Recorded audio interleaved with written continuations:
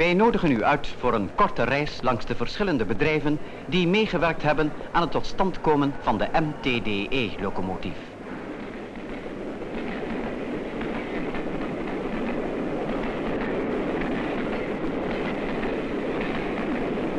Van Werkspoor, vervaardigd door SFAC te Le Creusot, waar ook de montage van de locomotief wordt uitgevoerd.